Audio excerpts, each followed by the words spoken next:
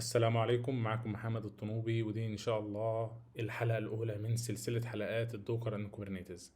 إن شاء الله أنا هبدأ أعمل سلسلة حلقات من التولز خاصة بالديفوبس. هنبدأ بأول سلسلة حلقات وهي الدوكر أند كوبرنيتز. الهدف من سلسلة الحلقات دي إن شاء الله إن أنا أطور نفسي أكتر في جزئية التعلم والتعليم، وده إن شاء الله خالص لوجه الله. الحاجات اللي هعملها دي موجهة لواحد لسه بادئ يكتشف كل تول من التولز الخاصة بالديفوبس، لحد ما يوصل ان شاء الله لمستوى الى حد ما كويس يقدر بعد كده ان هو يتحرك ويكتشف التول اكتر فاكتر ان شاء الله. نهاية شرح كل تول بإذن الله هيكون في فيديو خاص بالانترفيو كوتشن الخاصة بالتول اللي احنا هنشرحها، بحيث بإذن الله لو حد داخل انترفيو في أي شركة وبتسأل فيه التول دي فيكون ايه او اوير بكل معلومة بإذن الله خدناها. طيب الكلام مش هيكون بالانجليزي، وان كان في مصطلحات لازما تنطق بالانجليزي، ولا هيكون بالفصحى، وان شاء الله هيكون بلغة عامية عادية بسيطة خالص بحيث ان احنا نبسط المعلومة اكبر قدر من الامكان. مصادر سلسلة الحلقات هتكون منين؟ هو الصراحة انا بجيب المصادر من فيديوهات موجودة في اي مكان، سواء من كورسات على يوديمي او كلاود جورو او يوتيوب، سواء عربي او انجليزي، او دوكيومنت موجوده مثلا على اي سوشيال ميديا. فانا بحاول ان انا اجمع المعلومات دي، وبحاول ان انا ارتبها وانظمها في شكل ان هو تبسط المعلومه قدر الامكان باذن الله. ف... فانا مجرد ناقل من الناس دي، فاسال الله ان ربنا يجازيهم عنا خير الجزاء ويجعل ده في ميزان حسناتهم. فالمعلومات قد تحمل الصواب وقد تحمل الخطأ، فسامحونا لو في تقصير بإذن الله. طيب سلسلة الحلقات دي هتنزل امتى؟ هي هتنزل مرة كل اسبوع، فهنحاول ان شاء الله قدر الامكان ان احنا نحافظ على العيد نزول الحلقات بإذن الله. طيب سلسلة الحلقات دي الاول كانت بتنزل على لينكد ان في شكل مكتوب، فانا بدأت ان انا احاول احولها لفيديوهات على اليوتيوب بحيث ان هي تبقى منظمة بشكل اكبر.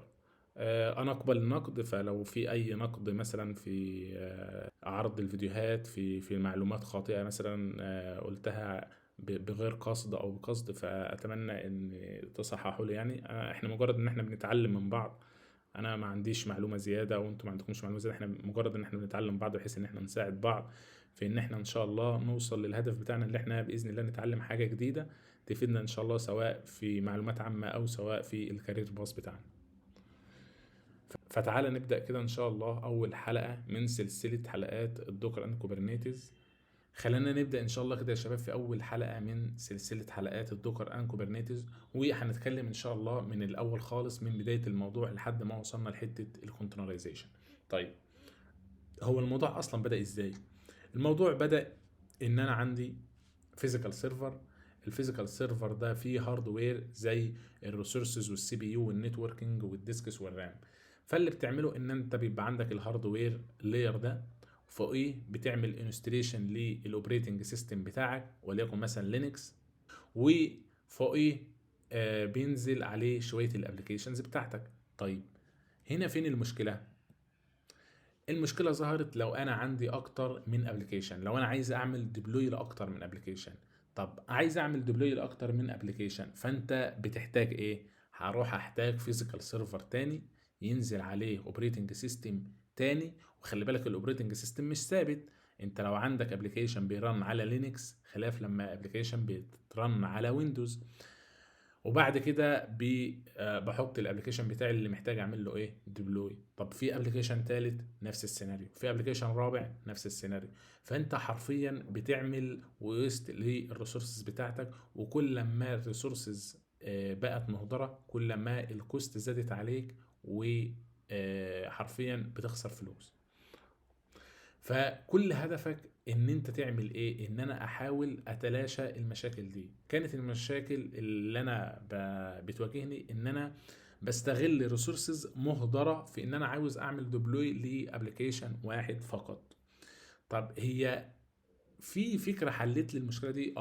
الفكرة اللي حلت لي المشكلة دي هي فكرة الفيرشواليزيشن، وهو ان انا ازاي اقدر اعمل فيرشواليز للهاردوير بتاعي. يبقى فكره الفيرشواليزيشن ما هو الا عباره عن فيرشواليز الهاردوير بتاعي. ولما بقول لك هاردوير فانت بتتكلم في الريسورسز زي الهارد ديسك، زي الرام، زي السي بي يو، وهكذا. بعد كده ظهر نوع تاني من الفيرشواليزيشن، وهو ان انت تقدر تفيرشواليز الاوبريتنج سيستم بتاعك، وده هيؤدي ان انت بقى عندك حاجه اسمها الفيرشوال ماشين. طب هو ايه اصلا الفيرشوال ماشين ده؟ الفيرشوال ماشين ده هو عباره عن سيرفر بينزل على السيرفر بتاعي الكبير. احنا قلنا ان احنا عندنا فيزيكال سيرفر، افتكر دايما ان الفيزيكال سيرفر ده هو السيرفر الكبير بتاعنا، او السيرفر اللي هو جواه كل السيرفرات الصغنطوطات اللي هي جوه دي. انت ايه، ركز لي بقى في السيرفر الصغنون ده. السيرفر الصغنون ده بقى هو اسمه الفيرتشوال ماشين. طب هو الفيرتشوال ماشين ده بقى عباره عن ايه؟ السيرفر الصغنون ده عباره عن سيرفر عادي خالص، بيأكت از كانه السيرفر الكبير، جواه الاوبريتنج سيستم بتاعه، وعليه شويه الابلكيشنز. خلي بالك السيرفر الصغنون ده اللي هو الفيرتشوال ماشين بيتعامل كانه ايه، فيزيكال سيرفر عادي خالص. طب احنا قلنا ان الفيزيكال سيرفر الكبير ده عليه شويه سيرفرات صغيره، فشويه سيرفرات صغيره ده اسمها فيرتشوال ماشينز. فمعنى كده ان الفيزيكال سيرفر الكبير ممكن يحتوي على اكتر من فيرتشوال ماشين في نفس الوقت. وكل فيرتشوال ماشين بيكون معتمد على حاله، بيكون ايزوليتد عن الفيرتشوال ماشين التاني. يعني الفيرتشوال ماشين بيكون شغال اب اند راننج عليه ابلكيشن بيتعمل له ديبلوي، ملوش علاقه ب فيرتشوال ماشين تاني عليه ابلكيشن تاني بيتعمل له ديبلوي. يبقى انا كده، هل انا قدرت احل المشكله اللي هي واجهتني؟ ان انا بدل ما كان عندي فيزيكال سيرفر كبير بريسورسز كتيره مهدره عليها وان اوبريتنج سيستم، فوق الاوبريتنج سيستم ده عليه وان ابلكيشن محتاج اعمل له ديبلوي، فانا دلوقتي قدرت ان انا استغل الريسورسز الكبيره دي في ان انا احط سيرفر صغنن جنبيه سيرفر صغنن جنبيه سيرفر صغنن، كل سيرفر بياخد جزء من الريسورسز بتاعه الفيزيكال سيرفر الكبير، اما دي او السيرفر الصغنون ده عليه الابلكيشن اللي انا محتاج اعمل له ايه، ديبلوي. فكده قدرت احل برضو مشكله تانية، وهو ان انا مش مجرد ان انا استغلت الريسورسز بس، لا ده مجرد كمان ان انا بقيت اقدر اعمل ديبلوي لاكتر من ابلكيشن على نفس الايه، على نفس الفيزيكال سيرفر. طيب انت مش ملاحظ ان انا قلت لك ان احنا الفيرشواليزيشن هو ان انت تفيرشواليز الاوبريتنج سيستم بتاعك؟ طيب هو انا عشان اعمل فيرشواليز للاوبريتنج سيستم بتاعي فانا استخدمت حاجه، او في حاجه بيتحصل لها انستليشن على الاوبريتنج سيستم اسمها ايه، لاير تانية خالص اسمها الهايبرفايزر. ايه، طب ايه هي الهايبرفايزر دي؟ الهايبرفايزر احنا قلنا ان هي بتفيرشواليز الهاردوير لاير، بتفيرشواليز الفيزيكال سيرفر الكبير بتاعي. فاعتبرها ان هي لاير كده بتخلي الاوبريتنج سيستم اللي جوه الفي ام تعرف تكلم الفيزيكال سيرفر الكبير وتطلب منه الريسورسز اللي هي ايه، اللي هي عايزاها. طب خلي بالك احنا عشان نعمل فيرتشوال ماشين فانا احتجت اعمل حاجتين. الحاجه الاولى ان اعمل لاير فوق الهاردوير، لاير اسمها الهايبرفايزر.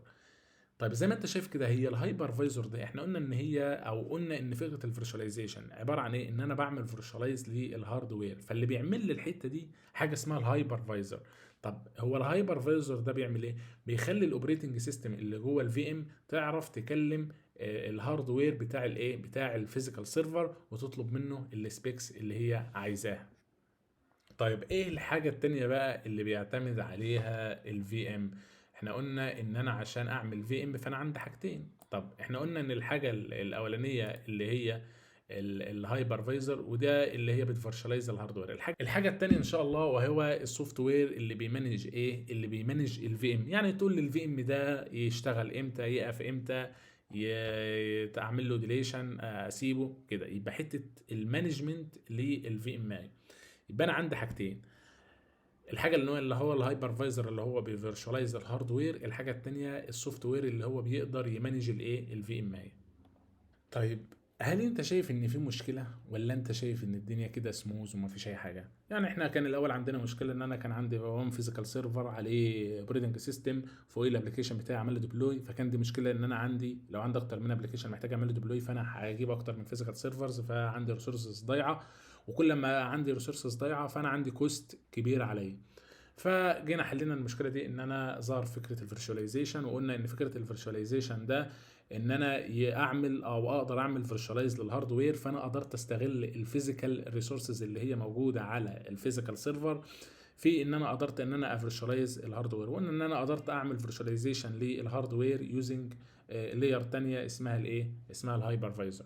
فلو قلنا كده فكره الفيرشوال ماشين قلناها ان هي عباره عن ايه، ان عندنا فيزيكال سيرفر كبير عليه الفي ام اي بتاعتي، وجواه الاوبريتنج سيستم بالابلكيشن اللي انا محتاج اعمل له ديبلوي. وقلنا ان الفيزيكال سيرفر الكبير ده ممكن يكون جواه اكتر من في ام في نفس الوقت، بتكون ايزوليتد ومعتمده على حالها، بيتاكت از كما لو انها ان هي ايه، فيزيكال سيرفر قايمه بذاتها. بعد كده قلنا ان الفيرتشوال ماشين ده اصلا عشان يتكريت او عشان يتنشأ، فهو كان محتاج حاجتين. محتاج اللاير اللي هي بتفيرشواليز الهاردوير لاير بتاع الفيزيكال سيرفر الكبير، وقلنا ان المسؤول عن الحته دي اللي هو الهايبرفايزر، وهي بتخلي الاوبريتنج سيستم اللي جوه الفي ام او جوه السيرفر الصغير تكلم الفيزيكال سيرفر الكبير وتطلب السبيكس اللي هي عاوزاها عشان تقدر تخلي الفيرتشوال ماشين دي ايه، تشتغل، ويخلي الابلكيشن بعد كده يشتغل وتعمل له ديبلوي. طيب الحاجة التانية اللي احنا احتاجناها ان انا كان محتاج سوفت وير يعرف يمانج الفيرتشوال ماشين ده، بحيث ان انا اقدر اقول لها انت هتشتغلي امتى وتقفي امتى، و اقدر اوقفها، اقدر اشغلها، وهكذا. حتة المانجمنت بتاع الفيرتشوال ماشين. طيب هل في مشاكل لحد دلوقتي؟ اقول لك ان في مشكلة ظهرت معانا، وهي ان ايه بقى، ان احنا قلنا ان الهايبرفايزر هي بتخلي الاوبريتنج سيستم اللي جوه الفيرشن ماشين تروح تكلم ايه، تروح تكلم الفيزيكال ماشين وتطلب منه الريسورسز اللي هي عايزاها. طيب ايه المشكله بقى اللي هي ظهرت معانا في السيناريو الثاني بتاع الفيرشواليزيشن؟